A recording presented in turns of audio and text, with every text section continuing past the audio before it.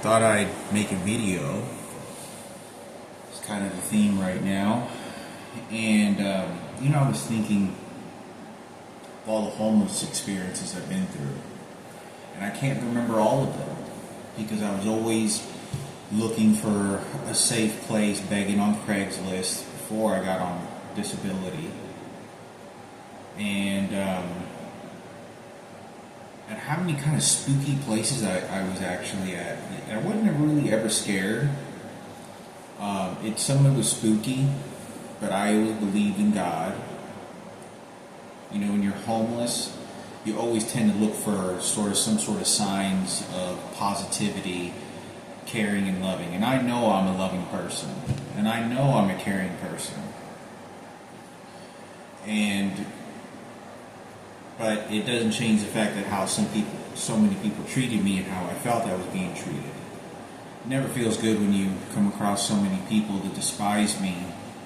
I look too much like a terrorist, and I look too much like the Middle Eastern people.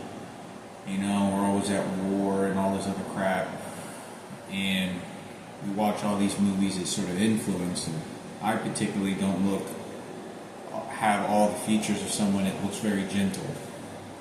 Even though there's a lot of people that look like that are really, really evil. And, and it's hard for me to be able to remember because the pictures I think would be able to make me remember it. Like when I was in Colorado sleeping in a very dark area near the creek, and, I saw like a 20-foot snake crawling across the, sidewalk, and there's like 30 minutes prior to that or after that, I saw this little kid just walking, and then there's all these Marines and stuff. And I picked up my head to see if this kid would be fine, and he was just looking. And then I saw him tootle off away with his dog and family, I guess. But I slept there, I remember, for it was like maybe 4 days or 5 days at least, I think. And it just happened to be within the area, so I wouldn't have to walk a very far distance. And I saw all these Marines and stuff. They were all wearing gear, and they were just doing their regular, I guess, exercise training or whatever. And there's a lot of them. There was like a couple hundred, I want to say. A lot of young guys. And they're just walking by, and I'm sleeping on a bench all homeless in this sort of trail in this sort of wooded area. And not wooded area, but near this creek. There was a couple of warehouses. I was near like a mechanic shop. And being in the middle of the night, having to take a piss, and I'm like, damn, I'm all alone in this place, and looking up toward the sky, the stars in the sky, and or being in Colorado like a year after, 2 years after the first time I was in Colorado, and I was sleeping in an empty parking lot in a printing company at Frederick Printing, like Frederick Douglass, and it was a printing company. I was just sleeping in empty parking lots and warehouses, and people would approach me, hey, you can't sleep here, get out of here. And I had just been working there a year prior, like 6 months, and it was like nearest Jack in a Box, and he was like a Whataburger, Burger King nearby, somewhat about a couple hundred yards away from a highway, but it wasn't too loud, it was pretty quiet, very lonely warehouse. And I remember sleeping under this Christmas tree up against this warehouse, all coiled up. And I slept there for like 2 or 3 weeks at least. All coiled up underneath a Christmas tree. And I don't know if anybody ever took pictures. I don't know. There's so many hidden cameras and so many, high-tech gadgets. They can, there can be a camera 50, 60 yards away from me, and they can take a clear digital picture of me. I don't know if anybody was doing that to fill the documentary of what my life is really like, other than the pictures and videos that I took on my cell phone and put them on my phone or posted them. I ended up deleting everything, and this is thousands of them. I remember very vividly sleeping next to toilets and it being beat up by mosquitoes in Texas. Spiders crawling, and giant spiders too. And in like 80-degree, it's like 75. It's not even 75. Is like cool. Like I want to say like 80 degrees, 85 degrees outside, and I have my coat, and I have to protect my skin from mosquitoes because they're just swarming on me. And I was sleeping in his bathroom for like. You ever seen the movie Pursuit of Happiness? It was kind of like a little bit like that. And finally got kicked out of there after like 3 weeks, and I had a job. I was doing part-time work at a records company doing incarcerating people. They were all incarcerated files and whatnot. Saw like an old employee that used to work at Cellstar, I think. And anyway, I was needing to work any kind of work. And, the food stamp was next door. I was sleeping in this kid, and then they'd kick me out. And then I'd go over to Wendy's and get a couple burgers, get a burger and some fries, get a junior bacon cheeseburger, which is like legendary to me. And because I used to eat there all the time with Robert Zarate and Daniel Box, we basically lived off of Wendy's. Back in those days when we were going to the movies all the time. Those were some really good cherished memories, but there's nothing like being homeless in areas where I'm like a mile or two away from the house that I grew up in. And all these places and parks, I used to ride my bike in the middle of the night, 1, 2 o'clock in the morning. Sometimes I'd get up late in the middle of the night and just start riding my bike and cruise through the night breeze temperatures at night, and all alone, just cruising, just thinking about life, right? And getting some exercise and just coasting, because I had no idea what was going to happen with my life, and I wanted to have some enjoyment, and sleeping underneath these bridges at night, all alone.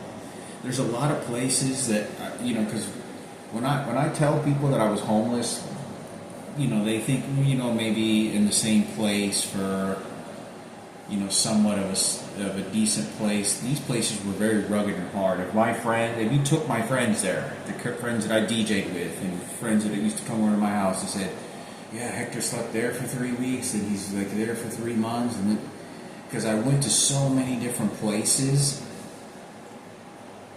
that I just lost count. I was just trying to survive, and I was always looking toward the best, looking forward for a better day. Okay, maybe next week I'll find a job. I'll find a job next week. Maybe in 5 days I got an interview. I got 3 job interviews lined up within 10 days. This job interview looks like they'll probably hire me, and very seldom that I go to a church. I do remember going to church on my own in Seattle, Washington. And this is some of the frightening shit. And I went to this Catholic church. It's a real fancy, pretty big Catholic church. And I went there by myself, and I think I saw Carl Cox around this area. Not near the church, but in Seattle, Washington, and this other famous DJ. And it looked like Carl Cox lost a lot of weight. And I could have sworn he was him. And he looked just over at me. He had this like big smile, like the big smile he has, jolly looking person. And I was going to go get food stamps and medical care. Go to a doctor's appointment, get meds. And I don't know if I was on med. Yeah, I was trying to get placed on meds so that I could get on disability, because they kept on trying to find reasons why I was crazy, and I needed this money for disability. And wearing the same clothes for years on end. I wore that jacket for like 2 years, and it's such a forgotten story of like when I was in Castle Rocks, Colorado.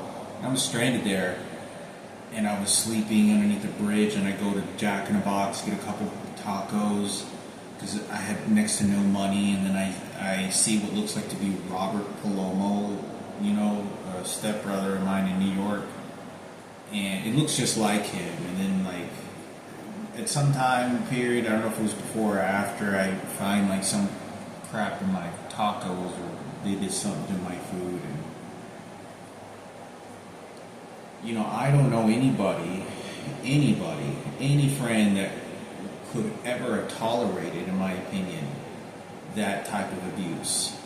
It's hard to express that because you understand the world. It just never leaves. You understand the world very differently, because I'm a cancer patient. I've never heard of cancer patients living underneath bridges.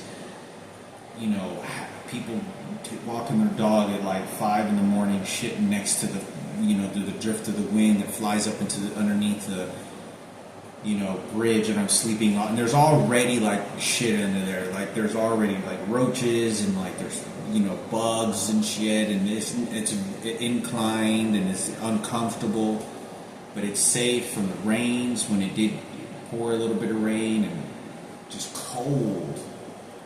You're talking maybe about 50 degrees, but there's rain, and by myself, no one to talk to, calling the crisis line, and I was like, oh, maybe I'll go on a hike. They had a big, in Castle Rocks, they got this, it looks kind of like a castle, but it's a big rock, and I was like, oh, maybe I should go up, go and do some hiking, to keep myself occupied. And I did it, but I walked near the area, just took pictures and looks at it. I couldn't find a job there. I was filling out applications at the fast food restaurants. And many of the places and things is so lost, forgotten of, because there's not a camera and all these things. Because when you tell somebody, you were homeless, they have no earthly idea what that experience is like unless you've been through something like that. And all I could think about was I was a cancer patient giving hundreds of thousands of dollars to a hospital, and I couldn't find a job. And I was so scared of, okay, they're about to probably start making me dig into a trash can for food, because they were doing the mental games that they were fucking playing with me. And the objective is always to stay positive and find the small things that make me happy. Very, listening to some few tracks, making,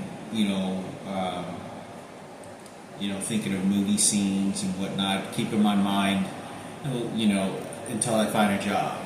What else can I do that's going to be safe, comfortable, and a lot of the times people don't remember this, where because I got kicked out, I would stay at these restaurants to get away from the weather or from people longer than I was supposed to in these restaurants. So I would buy like one taco, and I'd take like 40 minutes to eat that one taco, at a Jack in the Box. And then I'd wait for about 10 minutes, 15 minutes, looking at the staff to see if they're going to kick me out, and I'd get up and buy one more taco. So I basically had to spend money to stay there. And, watching people just throw food on the floor. I had no money. And I wasn't scared to start panhandling and start asking people for money, but I've always, believed that, I could work to earn a meal. And so much of it, I'm sure in 10 years, if I'm still alive, I hardly will remember much of this. And there's so many things that's lost, forgotten. There was so much suffering and felt like so much suffering. There's not really much a voice to talk about it because it's not remembered. But when I was living in the moment, that's what it was. And that's what it was. It was suffering. And I got 50% of those memories. But, like when I first started getting homeless, I slept in this real guttering hoodlum area. Like people would, I remember these hoodlum cars that were like, you might see in the movie, like the old school movie Belly with like Nas creeping up, with like cigar smoke coming out of the window, all tinted windows, and a 300 Chrysler, with twin Dayton rims, and it looks like a drug dealer or murderers or some shit driving by me real slowly, and I'm up against this old looking building, and I have this duffel bag that looks like there's a body in it, and I have my clothes and belongings there, because I didn't know at that time. It took me about 6 months to realize that, it's better to have a backpack, because this luggage is just too heavy, too much for me to carry anymore. And it was not, because I always thought that I'd find and move another place, because the mentality of it when I first went homeless is like, put all my stuff in a duffel bag and backpack, and then I'll find another place, and I rebuild my life. Start buying, some clothes, but I have clothes to wear for interviews, like a polo shirt or something. Don't look all raggedy, when I go to an interview, and they just didn't hire me at interviews. Didn't matter if I went and bought $10 pair of slacks just for an interview. I can't tell you how many times I've done that. I have $100 supposed to last me for 2 weeks. I have 2 job interviews, and one of them is requesting that I dress up.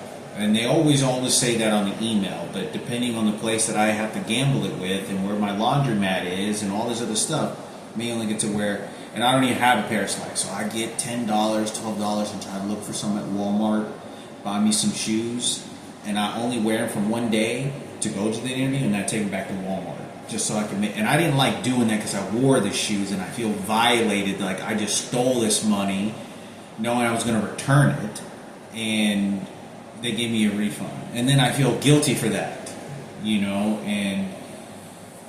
and I can't tell you how many times I've done that, so many times, and it's chain smoking cigars and cigarettes, and walking in Seattle, Washington, again, different place, walking near the beaches or the shores, the shores of the ports.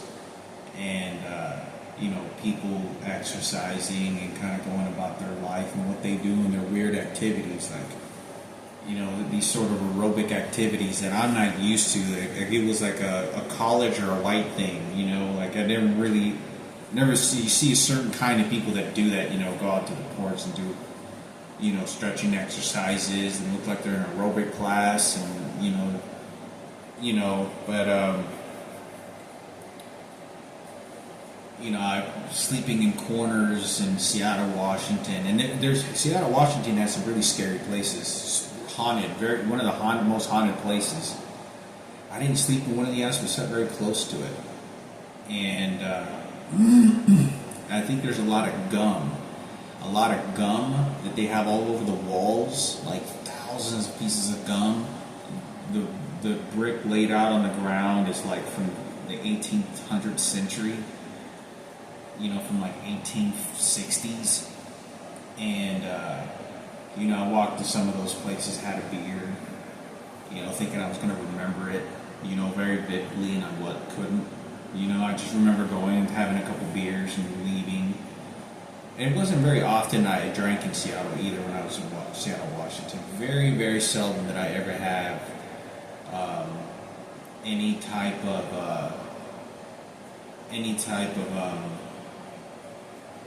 beer drinking. I just, get a good buzz and leave, and I wasn't gonna go down the road of an alcoholic like a bum. It was hard on my body too, but it had to have some good time, and my life didn't seem like it was, but I kept on looking for jobs. I applied 100 jobs in like 2 weeks. It was crazy. I had really nailed it on how to look for a job. Indeed, all the applications. I mean, I knew the routines to how to get things done and build up opportunities. For every 5 interviews, I'll get 1 opportunity, and it gets me closer to, okay, well, maybe something else is going to work out. Something else will work out. Sometimes I remember walking and wandering for hours, just looking for a place to sleep in Seattle, Washington. I know one guy let me stay at his place for like 3 days, and it was college student, nice enough to allow me to have a place to sleep. A pretty big apartment. Then I remember, this I do remember very clearly. I remember walking near Richmond College, and I had been up for like a whole week, and this is 2 weeks. Maybe more than a week. I'm going to say it was so brutal. I was getting like 2 hours of sleep, walking long distances. I wasn't eating well, and I was so exhausted because I'd have to sleep on the bus to get some AC and get away from danger, and get to other destinations to get some paperwork done. Then don't overstay my welcome. Go to a different library in a different city. I knew the bus routines. So one bus I could sit in the bus, put my head down on a chair, and sleep for about 40 minutes to about 50 minutes. And then the bus would stop and finally get to the destination. I'd get off, put an alarm on my phone, and I remember being so tired. I was physically, this was not mental, this was physically, I was so tired. And I remember just collapsed. I was walking near this train station in Richland College. I can't remember which, it was in Spring Valley Station. I can't remember. I don't think it was Spring Valley. It could have been. And I was walking. They have this huge paved road that lines up all the way down the train. And it was at night. And it was like 9 o'clock. And I was walking. And I was tired. And I collapsed on the ground in exhaustion. And man, I'm tired. And I threw my backpack on the ground, and the way that I collapsed is just a body of exhaustion collapse, and I couldn't express, like that. The concrete felt like a bed. It felt like a pillow. That my body was getting some rest, and I was just like, damn, I'm so tired. And I don't think anybody walked by me. Maybe one person did. Where it was a frequent thing. People walk by, or ride their bicycles, walking their dogs. I try to get away from that to not bother them, not get kicked out of an area in an area where it's not safe, where somebody turn around the corner and try to rob me or something. And I just remember collapsing. I was like, my body didn't want to move anymore. And I was like, I need rest. My body needs rest. I need this rest. My body needs to rest. And I felt like I was kind of going into like this overdrive where, like overdrive, like you start using overdrive on your engine and it starts hurting your engine. It will damage your engine permanently. And, I remember collapsing, and like a cancer patient. Here I am collapsing, I'm so tired. And I wasn't getting any sleep. And this, they say there's a lot of damage toward your brain when you don't get sleep. And I've been like that for so many years. Like because I'm sleeping on the bus to get some air conditioning, to get to my destinations, to just be sort of not allowing people to then remote get to me. And maybe I'll come across a restaurant, I'll stop by, which I never had money, so it gave me more opportunities. Because I'm always scouting. I'll think of something, or like, there's $1 movies, I'll stop by, and so many times, I probably went, in the 10 years of being homeless, and I know this sounds crazy to enter a movie theater 100 times, but I feel like I've entered a movie 100 times just to go in there to go to sleep. And that's what I would do. I would go pay the movie, so I would have a chair to sleep on. And during the movie, I would go to sleep so I can get the rest I needed. And then I'd go and rent another movie and go actually watch the other movie. Or I would rent the movie that had like a 3-hour movie just so I could get 3 hours of sleep. And I'd sleep in the corner, charge my phone on the plug, and it was just years like that. And it's hard to enjoy anything. I don't think I remember more anything of the pain that people were putting onto me. The electronic devices were so tormenting beyond anything, because you didn't really express it. You just you feel the sensation of what somebody was doing to you doing to me for so long, and nobody gave a shit. And I always believed in God. I do believe in God. I knew that, being almost like that my life was just trash. They're just waiting for me to kill me. They're just gonna worthless corpse, and I just go off and die. And whether I go to hell or I believed in God, and I believed in, that's where most of all my teachings came from the morals of the Bible, and my mother and my father, and my well consciousness of being.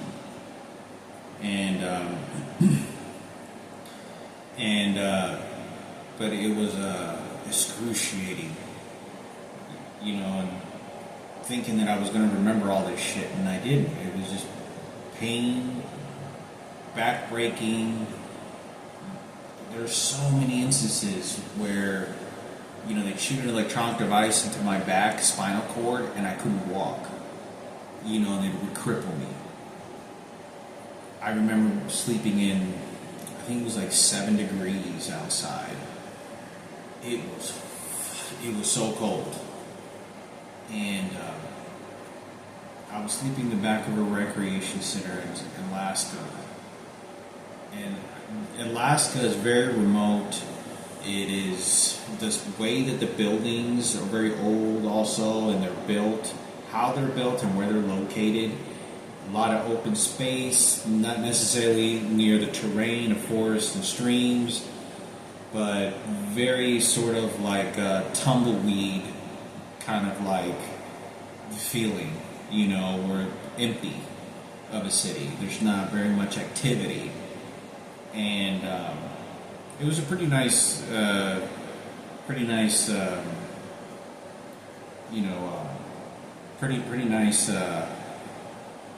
recreation center.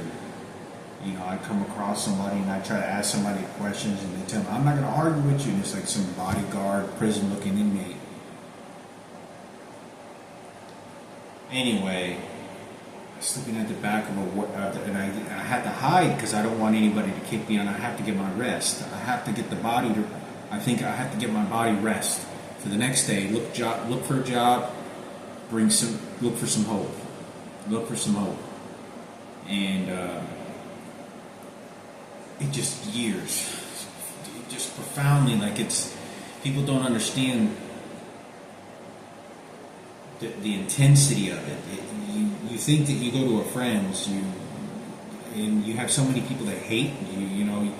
The inspirations when I saw, I still remember seeing the blonde girl over at the port whenever I was in Seattle, Washington, and was like made me smile for just a moment and brought hope. And I saw this monk. I saw him a couple of times with his dog.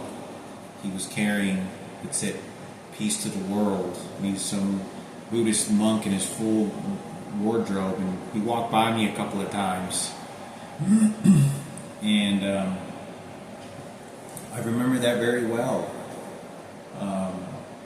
Walking uphill, and I saw this guy.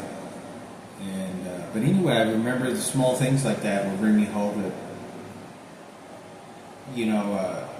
how life was just passing me by, but I try to take the best of it. As miserable as it is, I don't really saw my life ever getting better as much as I was trying, because by this time, when you go through months and months, and then it becomes years, and then it becomes 2 years, and it is deterred from any hope and any pleasant, it's just not going to get it. And it didn't.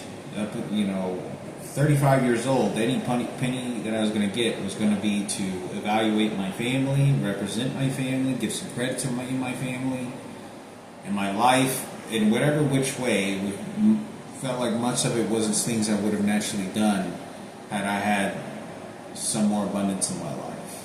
And it's tough. It's tough, because I was a working class individual, and there's stories. I mean, working environments were unhealthy. When I worked at Frederick, it was printing. There was a Filipino woman who was pleasant to work at. And I remember her yelling one day. She goes, "Get down!" or some shit. And I don't know what the fuck. And she was from a far distance. And I don't know what it was. And I squatted down or some shit. And I don't know what the fuck had happened. And then all of a sudden she was really, really nice to me. And we were putting some books together. And I think I think she was talking about the little girl that died. And my neighbor, which is my biological sister. And, but the unbearable, when you go through homelessness, you think when you have that number of people just despise you and hate you and want to make your life miserable, and it's not just what people say in their words and actions, mentally of what these people are thinking and how they disperse this vibes toward you that they're content to see somebody else that's suffering worse than they are because it makes their life look like golden. And the opportunities that I'm losing. And I lost them all. And at such a young age. And all I had to think about is being raped. Of all the chaos, my transplant, I did everything. I was watching people in nursing homes die, sick, and then this is what happens to me. And this is years, months in front of so many people that I'd go to a gas station, buy a pack of cigarettes, and this car would then try to hit me and shit. I'm turning around the corner, it was so... The elaboration is so intense, and then it's forgotten. Because that was the purpose of it, is that I won't be able to talk about it. Just like Frankie wasn't going to be, or may not ever to be able to prove or talk about what had happened. Perfect, even better. You see, I get away with it again. And you really start to believe in a higher existence, that much of the material world that we live in isn't that important. You get a very boiling understanding, and not just like you're angry, understanding that as human beings we're not alive here very long on earth, and it can feel like an eternity, but we're not here alive. And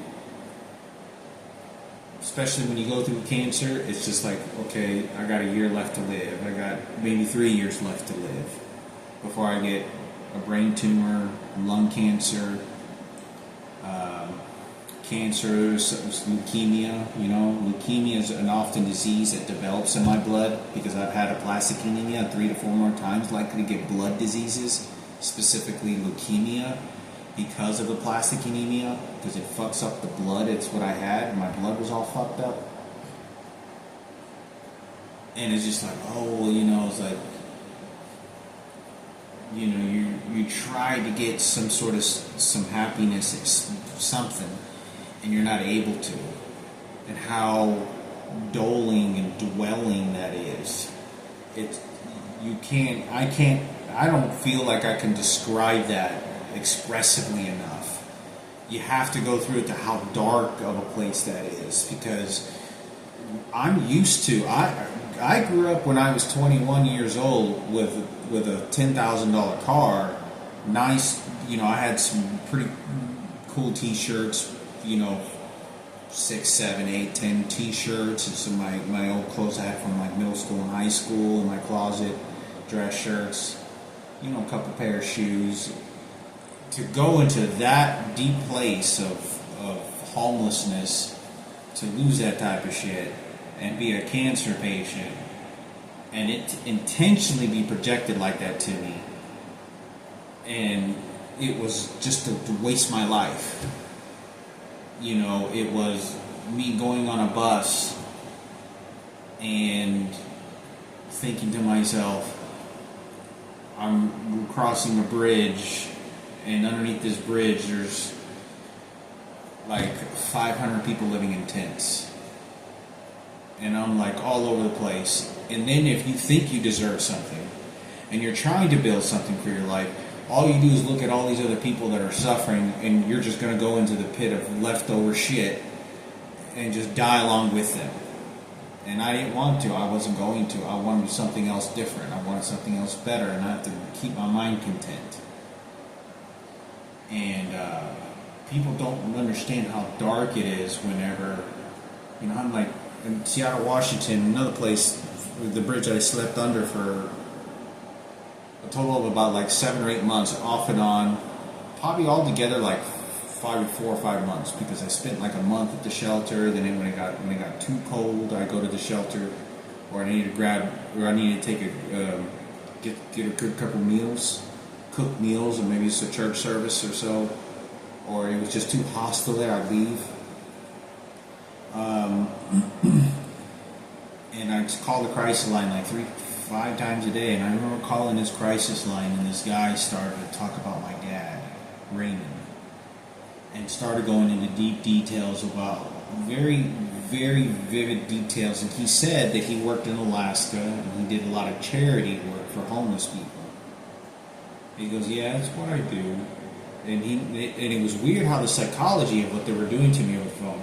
And they weren't screeching over the phone at all. It was a normal tone. And the guy started to say things about my dad. He goes, yeah. And he shouldn't have said this. And I know he was reading off a prompt. And he started, yeah, I had my wife die. Yeah, she died in my arms. Yeah, and she was in a nursing home. And he started saying things about my dad. And I was like, I wasn't pissed off. And I was like, oh, yeah, my dad, I was like, is this guy talking about my dad? And you dwell on that shit. Like, you try to think about other things, and you like, I try to sleep in a different area, and there's just big piles of dog shit, like this mountain of dog shit, fresh dog shit, smeared all over the fucking concrete, like they did it on purpose. And near these offices, and I try to get to this creek behind these offices, because people won't, I'm in a safe place, get up in the morning, I get my rest, and go off to Jack in the Box and be like a breakfast burger or something for a couple bucks. Wake up one morning, I kept myself content, but I would be at a Jack in the Box, and I watch the people go to work. I watch them, get their cup of coffee. Some construction workers or whatever. They go in there and or their lunch break, and then they go in there and get their coffees and breakfast, and I just watch, and it's 60, 65, 60 degrees outside early in the morning at 6 o'clock in the morning, watching them go to work and how the world just goes about their work. And I'd get on a bus, and I remember this old lady telling me, I asked her if you go to church, and she goes, and she was brutally honest, and she said, they don't care. Them people that go to church, they don't care. And she goes, and she looked pretty heartbroken, because not the fact that it was just a church, but that's how people were. And I think I saw a guy that looks exactly like Chris Jarris when I was out there on a bus, and it was a frequent bus place where I went. And I'd keep myself occupied. I'd go, I'd be walking after an interview or on my way to go do something, and keep myself occupied. I was like, I'm going to go look at some apartments. I remember being on this area, and there's just like 4 or 5 times this happened to me. I'm walking down the sidewalk. It's about 60 degrees. Raining, not hard, but it's been raining, slight rain. I have an umbrella. Keep in mind I wear dirty clothes. Undergarments are always try to keep clean. And I have this rinky-dinky umbrella that can barely keep me dry, and it breaks on me. I don't have any money to buy another one. I'm walking, waiting at a bus stop, and there's these puddles of water that build up, and the car passes 3 lanes just to get to it splashes all the water on me, and it's like 60 degrees, and I'm on my way to go sleep underneath the bridge. And they would do this on purpose. they would do this on purpose. And they would go faster, so the splash would even be more violent. Like it's just, it hits me faster, not just the amount of water. And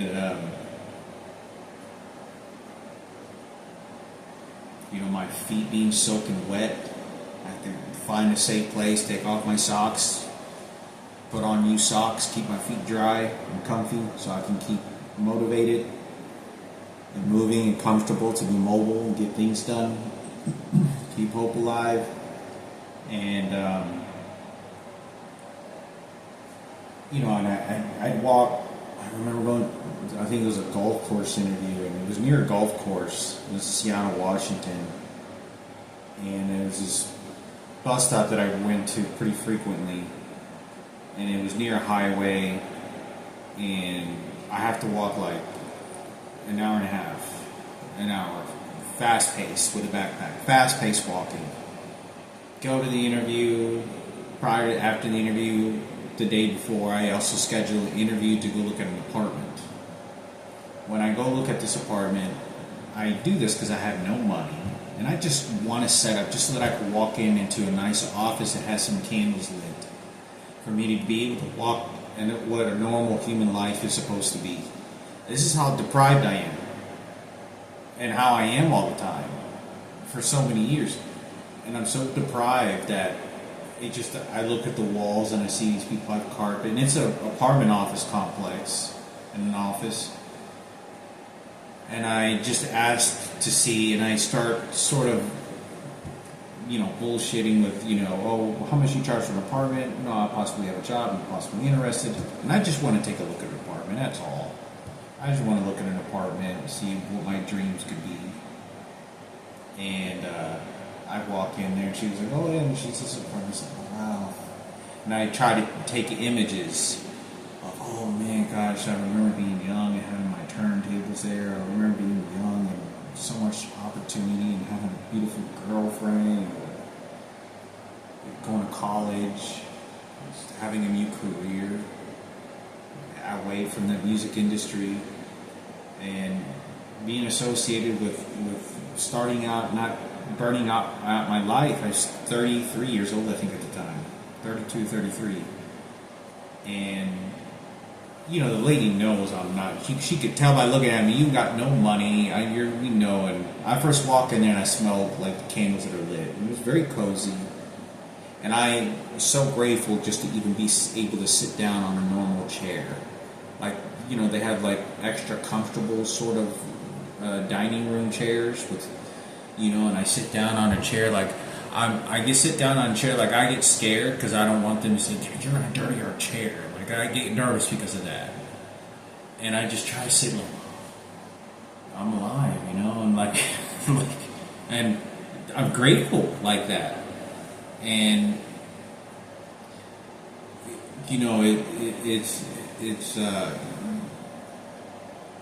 it sucks, there's tears, not tears, but there's this watered up water that hells up in my eyes and emotion while I'm there, and I don't tell anybody. I don't know if they have cameras. And she's, I'll be with you for 20 minutes, and for those 10 minutes, I just try to, calm it down for myself and not think, because my life was so miserable. I'm like, how can so much evil consistently, how can so much bad consistently be intentionally be placed like this? I was raped. I'm a cancer patient. I did this to my father. I went to a fucking nursing home. I didn't have to do any of this shit. And let alone that I find out 10 homosexual rapes I'm identifying, and 7 of them I prevented. And let alone I did for my mother, and nothing. And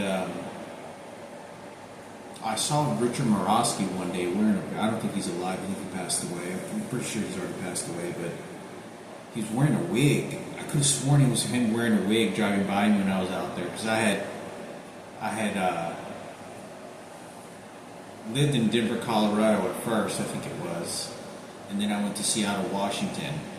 And then when I went to Seattle, Washington, I saw him driving, because he was a really good driver. He has one eye, and he could drive really well. He was a really good driver.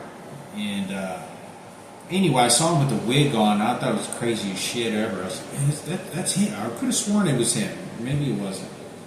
I was laughing. I was like, this guy was just do because I saw Manny. I saw this guy Manny. I lived in Dallas. He gave you a Uber driver one day out there when I was in Seattle, Washington. I didn't know it was him, and I was like, you kind of look familiar.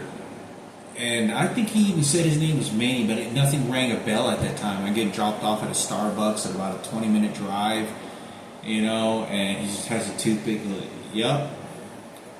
All right, man, you take care now.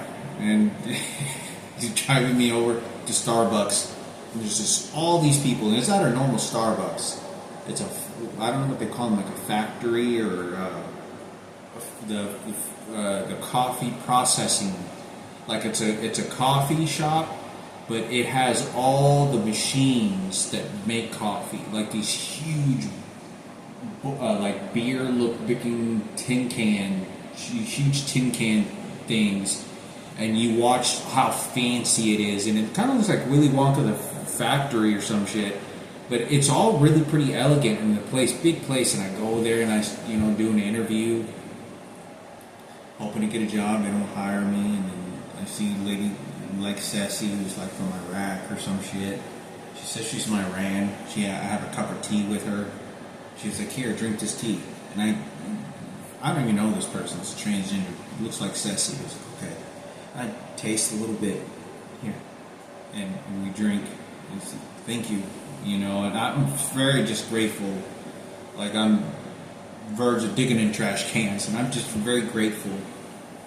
Very nice. I don't know why this person asked me to go have a cup of tea with her, or a cup of coffee, or a cappuccino. I don't know what. I can't remember what it was. I think I saw them, and I don't know what it was. They asked me if I was willing to have and it was like for a possible job interview, maybe. I don't know what it was. It was, for some reason, I usually don't ever do that. And, my knees started giving out for some reason. Like they'd shoot me in my kneecaps and shit. It kind of hurts when I'm moving my knees, but I have to kind of dwell on that. I remember being very sick in Seattle, Washington. Like, I was like, being very extremely tolerant to this flu that I had. And I walk into the doctor's office, and this lady was these nurses, some of these people were so disgustingly nasty to me, and I'm so sick. I feel like I'm in class.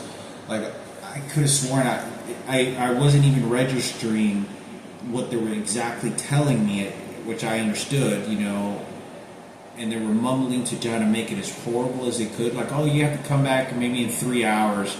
And all I was really hearing was saying, like, I hope you're going to fucking die, you worthless piece of shit. You're going to die, you worthless human scum piece of roach piece of shit.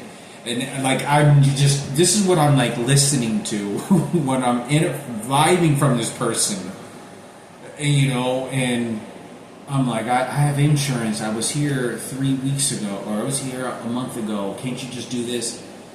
And it was hell.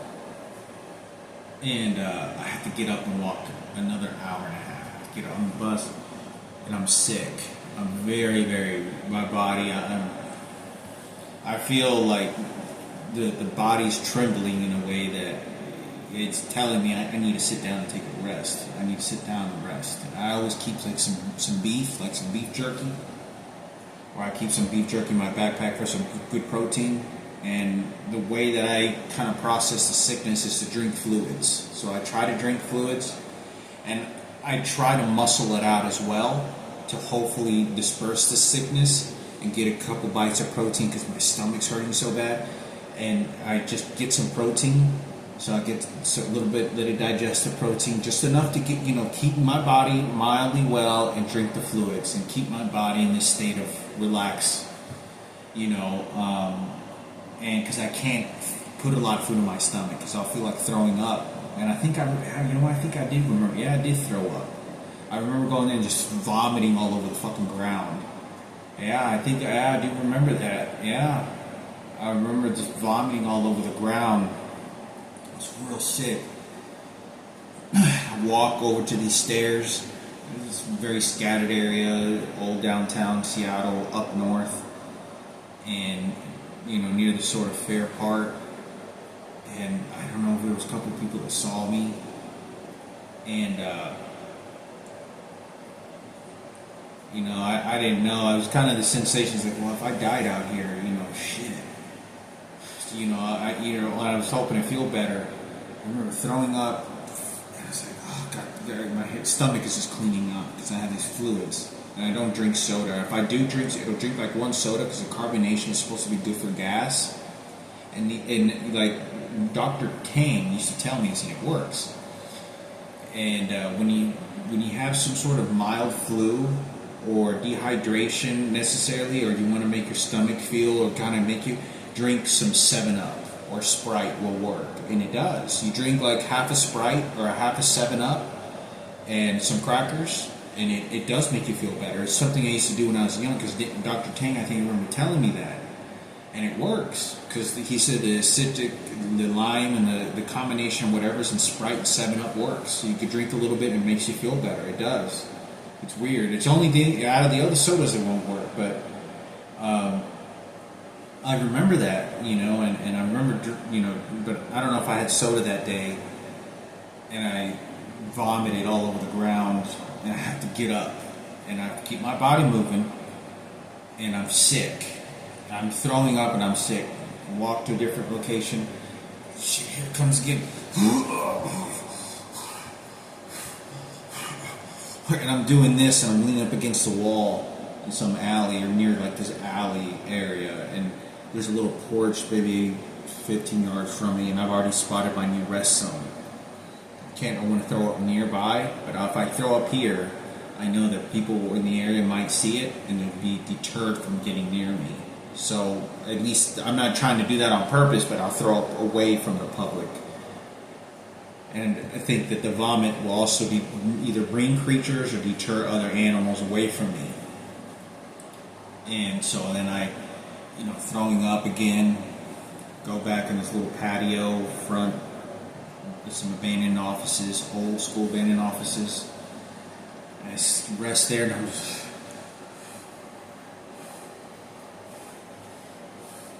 and I'm like sick. I'm like, and I gotta wait my stomach to rest down. And this is the homeless life.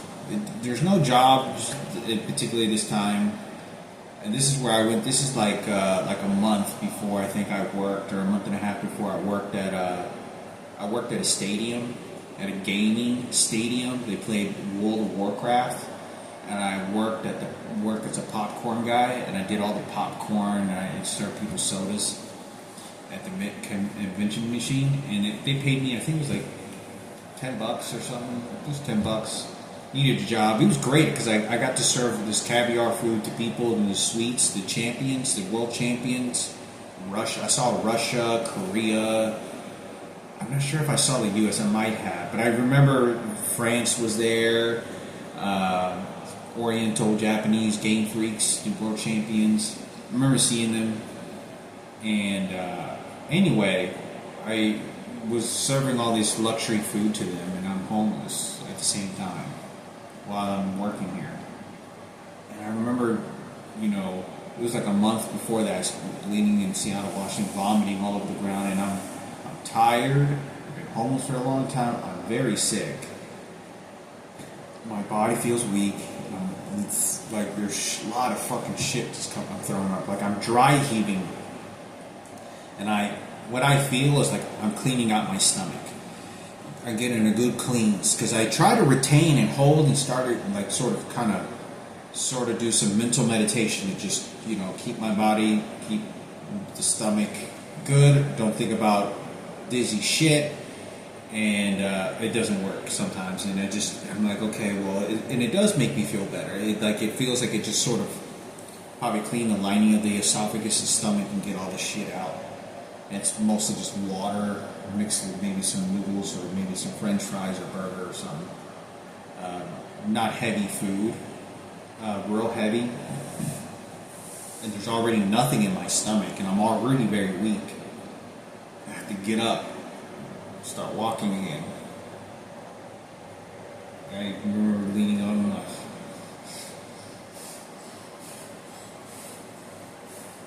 And then I started getting a really cold, dry, really cold sweat.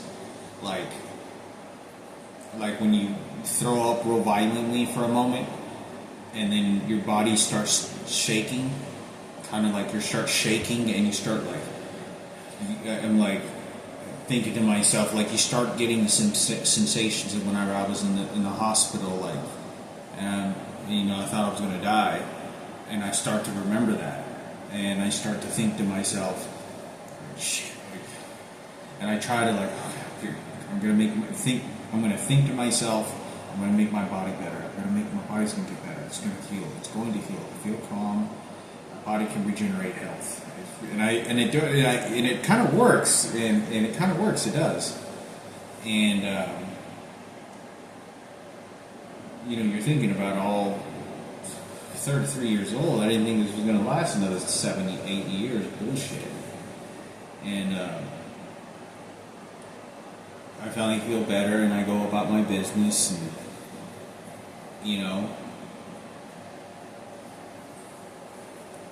so many instances. I don't remember all the times I threw up in the bathroom. Something I ate, something that somebody did to me, or for some reason I just started getting really sick and throwing up.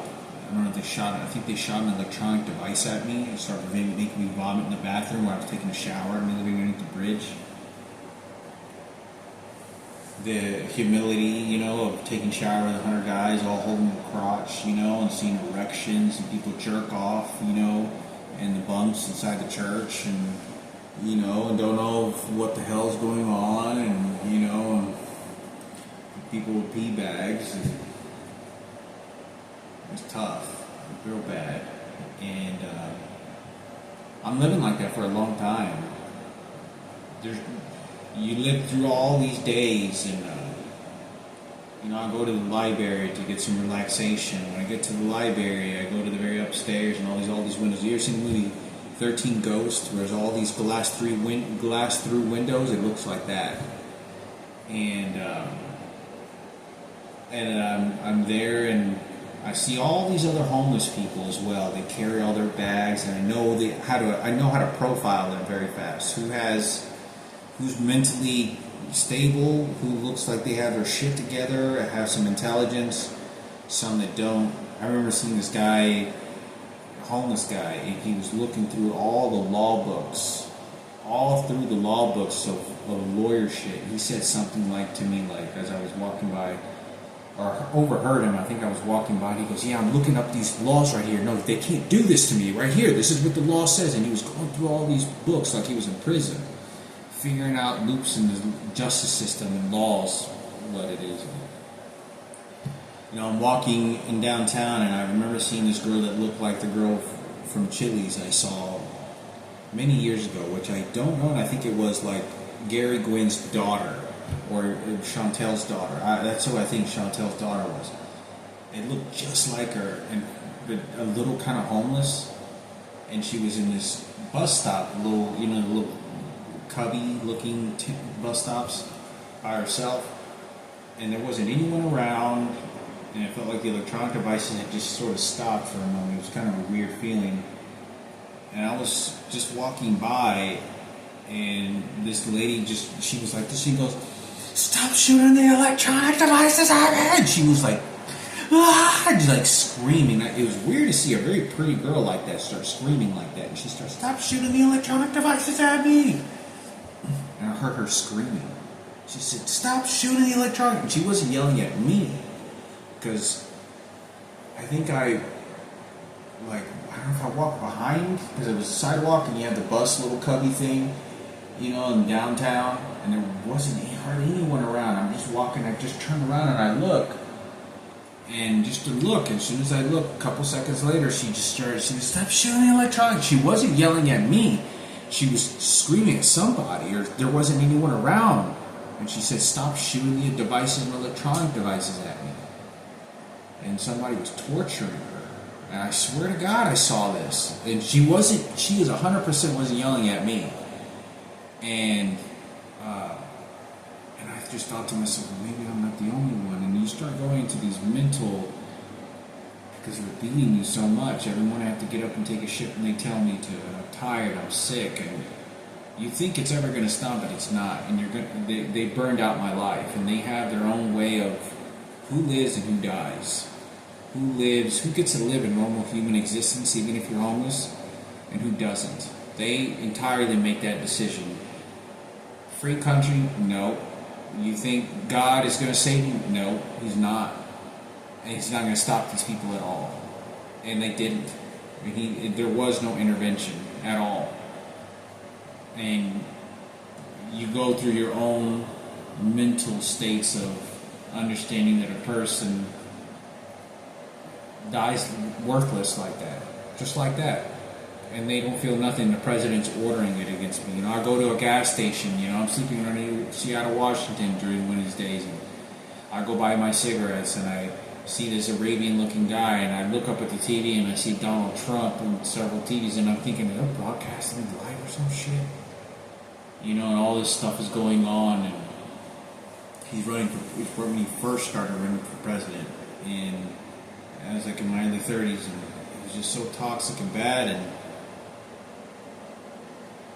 secret agents and shit, and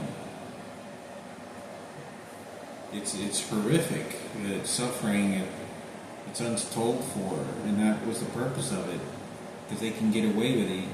They won't allow you to live a normal day of life, and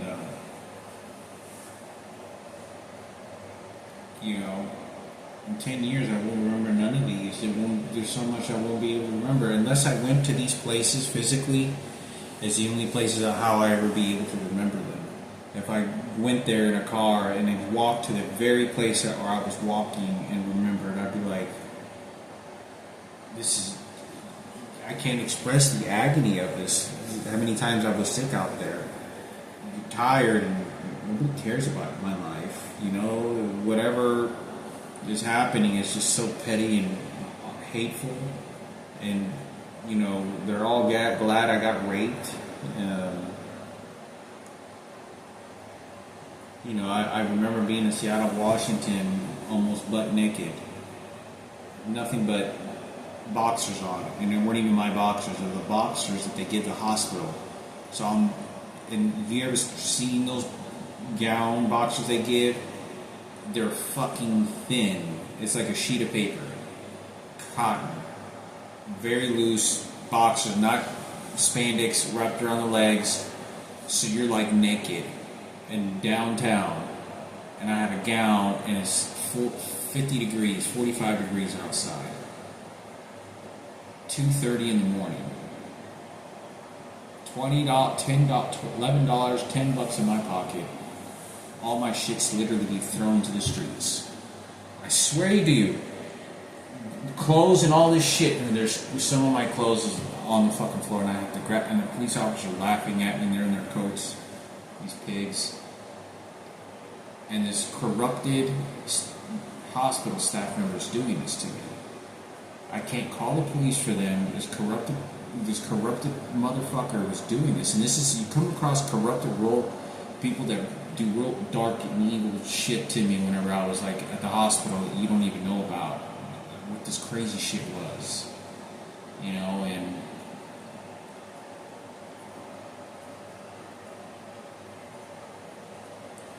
there's no progress of goals that you think about you want, working out, getting a beautiful girlfriend, starting.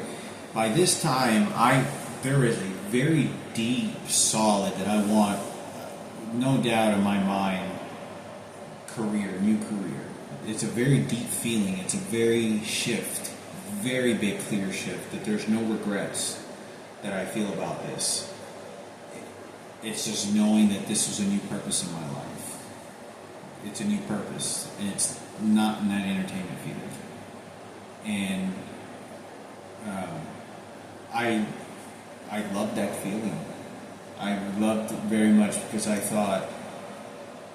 was never used to that finally letting go, and the people that were surrounded with that was very toxic and bad, and wanting to do something else.